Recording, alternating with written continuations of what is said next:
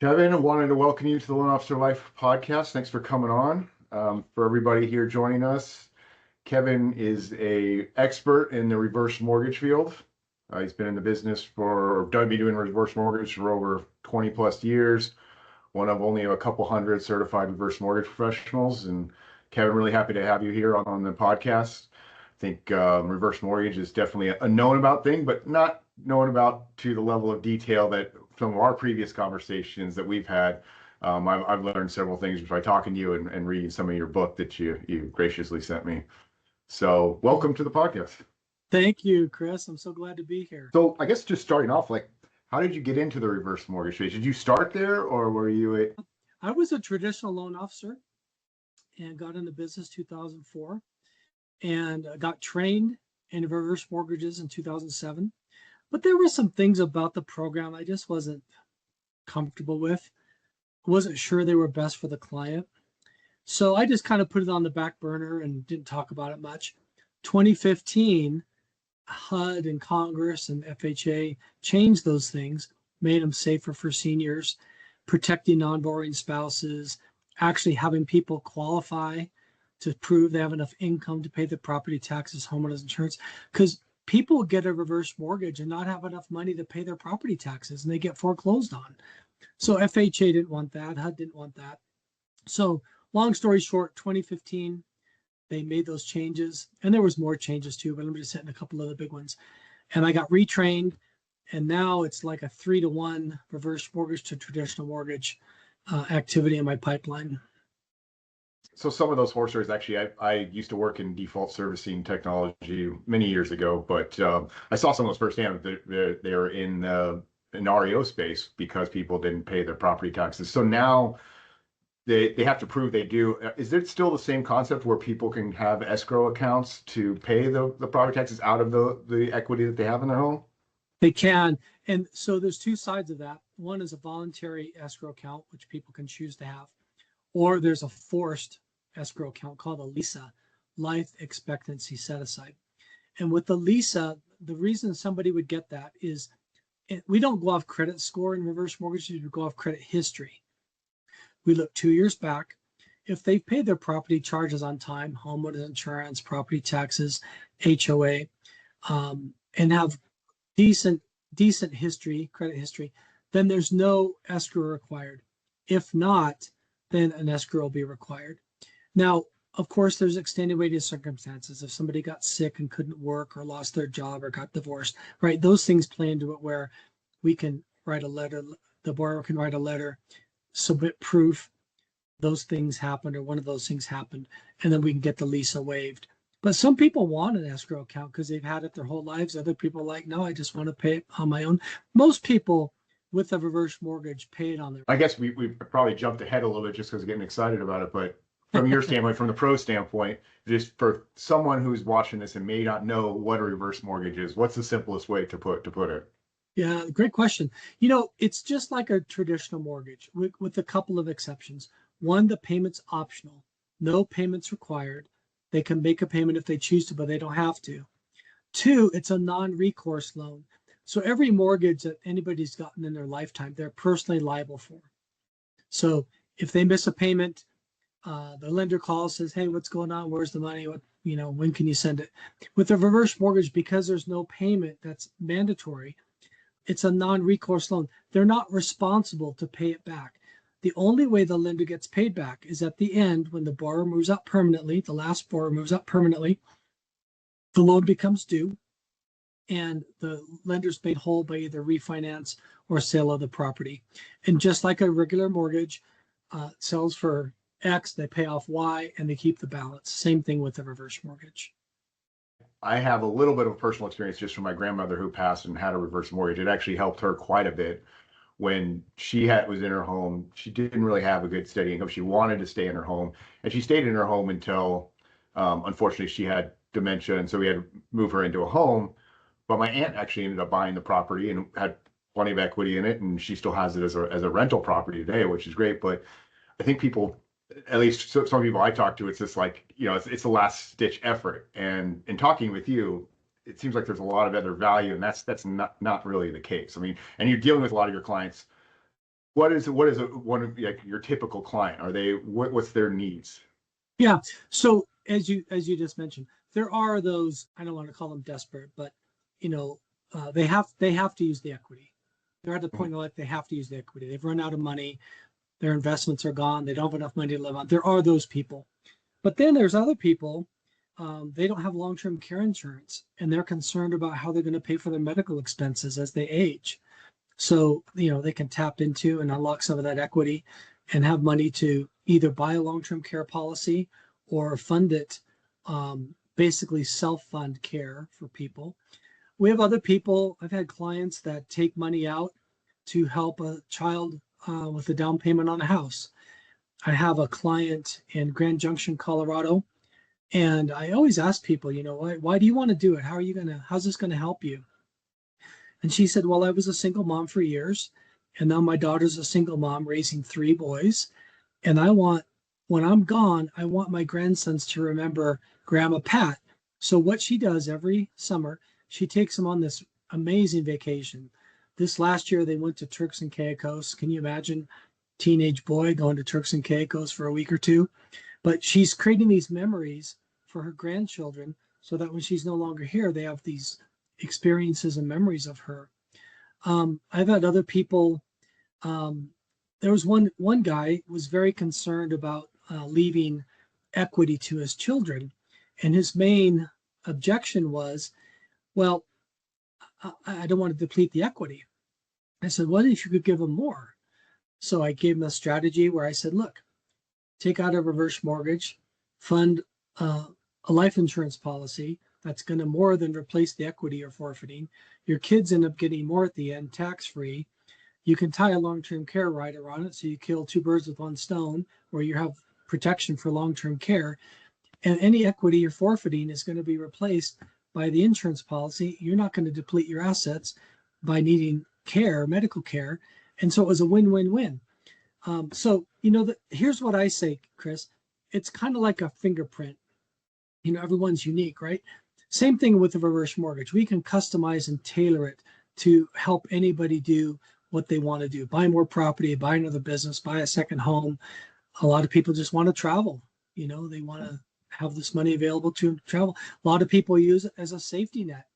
I had a lady the other day. She goes, I don't really need it, but I just want it just in case. I'm like, that's perfect. Just let it sit there. Let it grow year over year by compound interest, insured, protected from the market. When you need the money, if you need it, switch it into monthly payments and you're good to go. Yeah, I would imagine. I mean, tell me if I'm wrong, but like I talk with a lot of loan officers in the upfront and first time home buyer purchase market, and in that aspect, there is a lot of education upfront because it's someone's first mortgage. They're buying their first house. Is this in a way similar because it's just something so new that you're really educating first of the potential options, like that fingerprint? Does it work for you? And here's how it can help you. Is that a lot of your first part of the process? Very much so. There's so many misconceptions out there. The main objection or the main myth that people believe is they give up title to their house, and that's not true. And I think the reason people think that is from 1961 to 1988, these loans were not regulated. It's kind of the Wild West. Lots of companies had a version of a reverse mortgage. Sometimes people did sign over the deed to their house, but that hasn't been the case since Congress and HUD started regulating them in 1988. So, but people still believe that, I'm going to lose my house, sign over title to my house. That's not the case. But you're right. It's a big education thing. So here's the way I describe it for people. You've lived in your house for 10, 20, 30, 40 years, whatever it would be. You've been paying it down. Maybe you own it outright. Now your house can start paying you, because seniors, their number one fear, Chris, is outliving their money, because they're healthy, they're living longer, they don't know how long they're going to live, they're concerned about inflation. There's all these things as they age, unpredictable. COVID's a good one, right? None of us saw that coming. And they just want to be sure they have enough money to live. And you hit the nail on the head, just like your grandma. I think it's 89% of people want to age in place. They want to stay in their home. At the same time, the home needs to be safe for them to live in. So sometimes people take money out to remodel their house to make it age friendly, so they're not going to slip or fall. So like I say, it's like a fingerprint. We can Whatever they wanted to do, we can do it for them, except the only restriction that HUD places on the proceeds from a reverse mortgage is they can't purchase an annuity. That's the only thing they can't do. Why? Because they're already unlocking their equity. They're already accessing that money. The government doesn't want them to take that and go tie it up for another X number of years in an annuity and pay more fees. So that's the only restriction that's placed on it. Other than that, they can do anything they want. And when you talk about like rehabbing the home or remodeling for age appropriate stuff, like why would somebody, let's just say someone has their house is completely paid off. Why would it be advantageous for them to do a reverse mortgage versus just doing a bit of a cash out, refi? Yeah, good question. So we get compared a lot to home equity lines of credit, HELOCs. Yeah. So let's compare it to that. HELOC has a mandatory payment. HELOC is a 10-year draw and a 10-year repayment. A HELOC can be frozen, cut, or full payment demanded, like happened in 2008 and 9. A HELOC, there's a payment, it's interest only payment, you can make a full payment. But the differences are a reverse mortgage can never be cut, frozen, or payment demanded. The term of the loan is 150 years of the youngest borrower, not a 20-year term.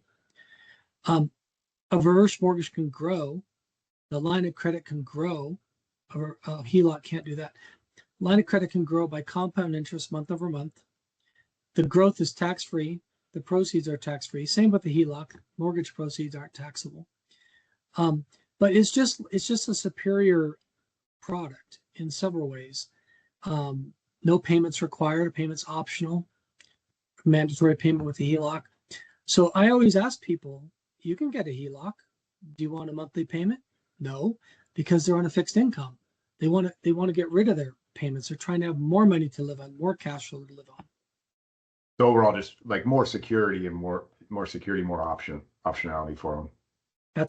I hear that word a lot. They want more certainty, more security, more control. They want more control. Yeah, it makes a lot of sense. So you mentioned like the youngest borrower, 150 years. I didn't even realize that. But is there a minimum age to get a reverse mortgage? So for the FHA product, one borrower needs to be 62.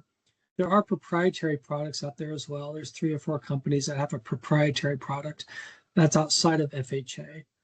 And both borrowers need to be 55. Now, some states like Texas is different, but usually it's about 55 for the proprietary products. So like the 62 one you mentioned, but they could still have a borrower on there that's 50, as long as the oldest one is 62. They could have a borrower on there who's 18. So how do you price something like that then? Like, to make sure that there's enough equity long-term in the house? Good question. So how much somebody can borrow is based on 3 factors: age of the youngest borrower, interest rate, and value of the home. So the older you are, the more money you can borrow. The younger you are, the less money you can borrow. So let's say we have a husband who's 62, but the wife is not. We would go off of her age.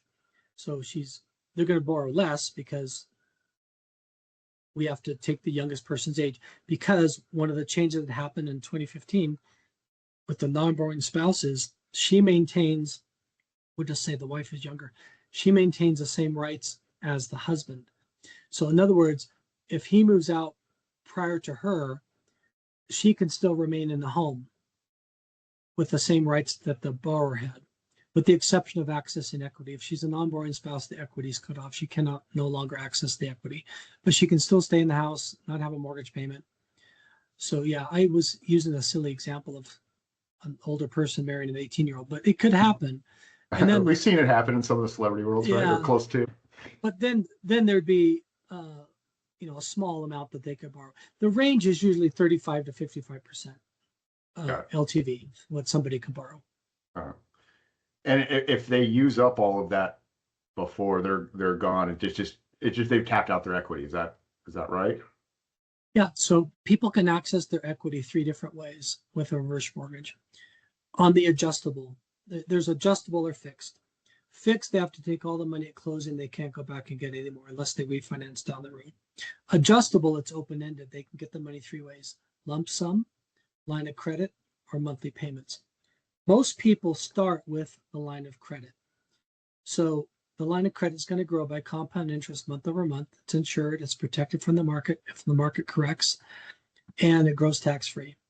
So now they're older and they need some of that money. So they switch it to monthly payments, or they need to buy a car or replace the roof or take a trip or help a kid or whatever it would be.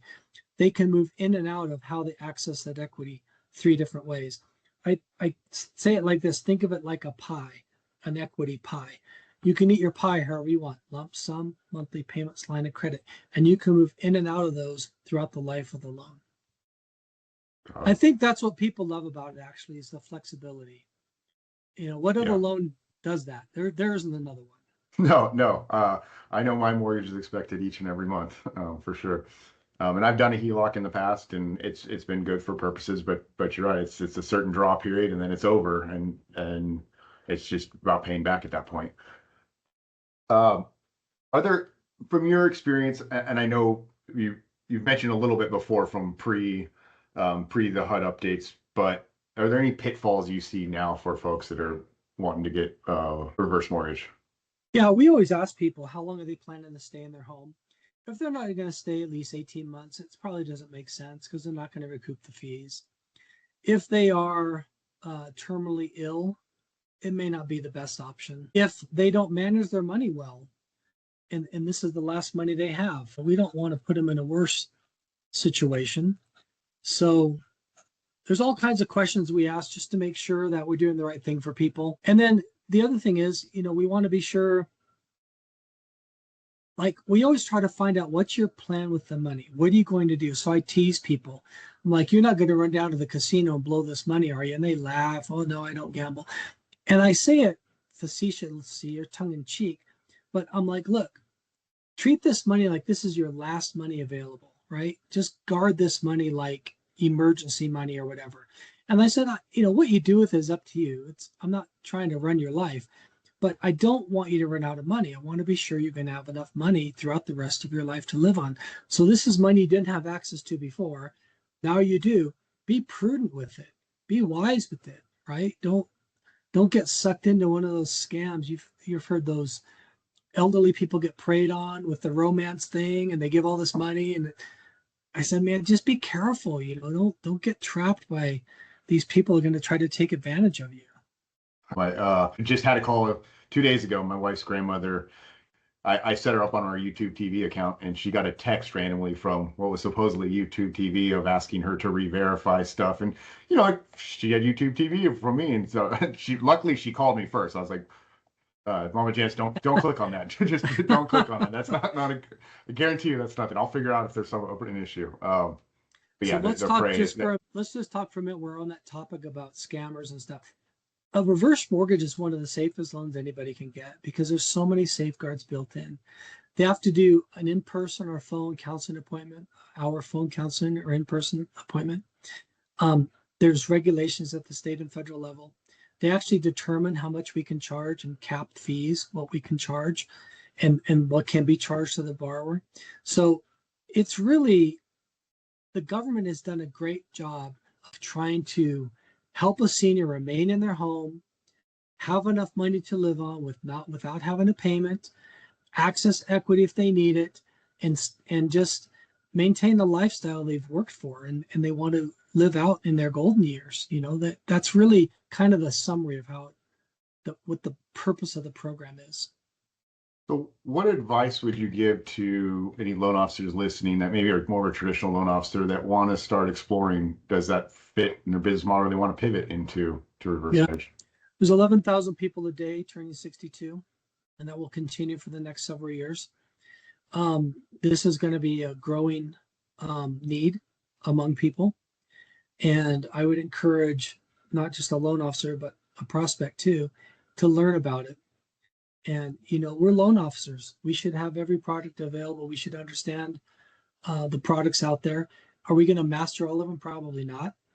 But I love this product because it's a game changer. You mentioned in my book, I wrote a book about the stories of my clients, how a reverse mortgage changed my life. And they're just client stories of how a reverse mortgage helped them. And I just love that. I think we're all in the business to help people. And so, that does my soul good to I'll tell you a quick story. The very first lady I helped referred to me by her daughter, who was a client. And she's 84 years old. The name was Carmen, 5 foot nothing, full of fire. And I said, "Hey, Carmen, why do you want to do this?" She says, "Well, my budget's tight. I just have Social Security." She lived in a duplex. The rent paid her mortgage. She lived on Social Security. And I said, "Okay, I get that. Tell me a little bit more what that looks like. What do you mean?" She said, "Well, to be honest, I'm using credit cards to buy groceries." 84 years old. I'm like, "Okay." So at the closing table, I'm doing the math, right? Freed up the mortgage payment, paid off the credit cards. It's about just shy of 1,100 a month. And I said, "Hey, Carmen, I know the math. How is this going to help you?" She kisses me on the cheek. I had to go home and tell my wife I got kissed at closing. Kisses me on the cheek. And she says, "Well, now I don't have to worry about money. I can rest at night." And I'm like, "Man, if I'm getting kissed at closing, I'm in. This is awesome." Yeah. I don't hear a lot of people getting kissed at closing. But the point is, it's a game changer for people. When we take the biggest expense out of their budget, the mortgage payment, make it optional, or unlock and access equity, they have more money to live on. It just makes life easier for people. Here's another thing I'll say. Don't listen to Dave Ramsey or Susie Orman. They're not licensed. They don't know the product. The things they talk about are outdated. They're not current. They're inaccurate. So if somebody's relying on that, which I know millions of people do, they're not getting the right information. So do your own research. Go to accurate, up-to-date websites that have, true information that you can learn about it. At least learn about it. Don't take somebody's opinion who doesn't know, like Dave Ramsey and Susie Orman. They don't know. Yeah. I listen to Dave Ramsey now and then, and I think overall he gives good advice, but I think it's more for that typical, ideal type of person. You can put this much money away. You can start doing, get the savings of it.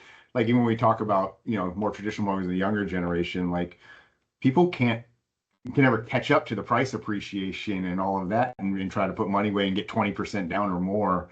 It's just a hard thing to do in today's current climate. I agree. He helps a lot of people, especially pay down debt and all that kind of thing. But when it comes to this one topic, he's misguided. Yeah.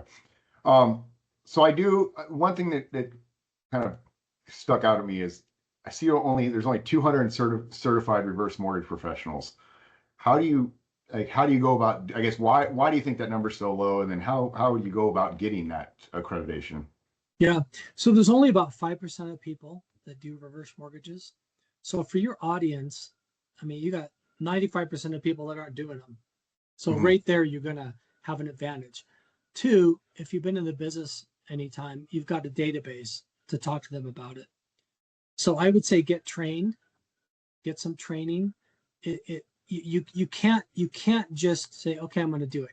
You really have to get some excellent training, and then have a mentor for the first few that you do. And what was your original question? No, you were on it. It was just how do you go about getting Yeah. the reverse mortgage professional? So I think you started there with just the small population. That translates to the smaller number of approved people. And I think part of what keeps people away is the misconceptions and the perception that this is bad for people.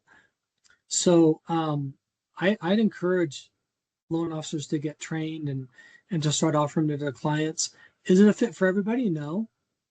But man, for the right person, you are going to change their life. You really are.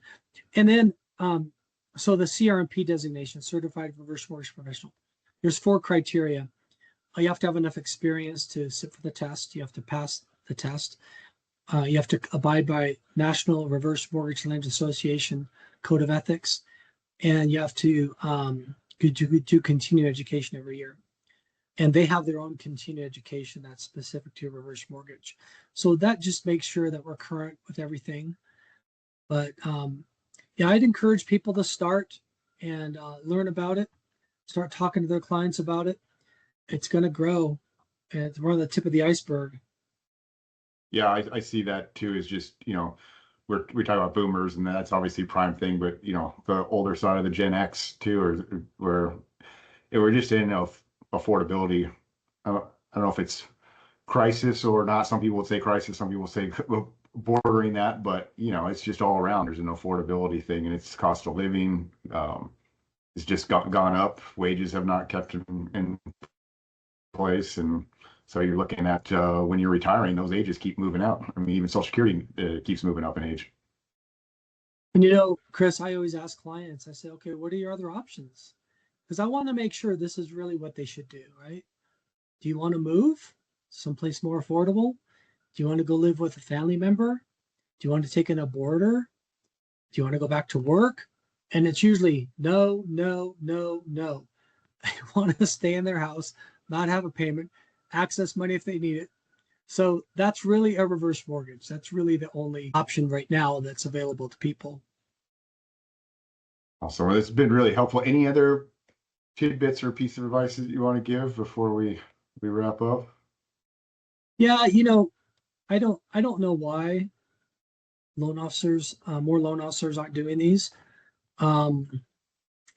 It's really a mystery because I think, you know, just the general population has a negative perception of them, so that makes them hard.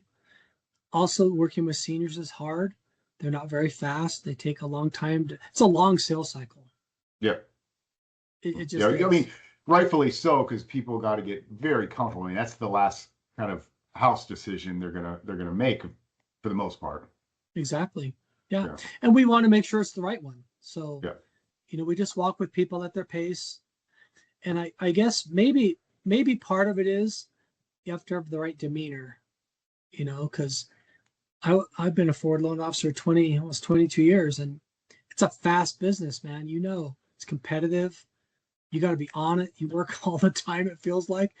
Well, Yeah. with reverses, 9 to 5, baby. No weekends. There you go. I like that. Yeah. It's good. Well, Kevin, I really appreciate you coming on. I think this is going to be educational for a lot of folks listening. It was for me, just you know, getting to know you before, and then you know, just hearing you speak. So I do really appreciate your time. For the folks listening, we will put a link to his book, and then his you know, general information. So if you people free to reach out to you if they want to contact or talk about Ah, reviews. oh, yeah. I can talk for hours. Yeah, sure.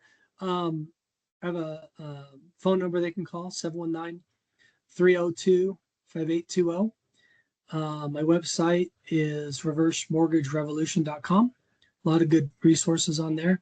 I've got a YouTube channel, Reverse Mortgage Video. So yeah, feel free to check any of that stuff out, or if you want any advice or help, I'm happy to help. All right. Well, really appreciate it. Appreciate the time, and hope everyone gets something out of this. Thank you, Chris. I really enjoyed it. All right. Thank you.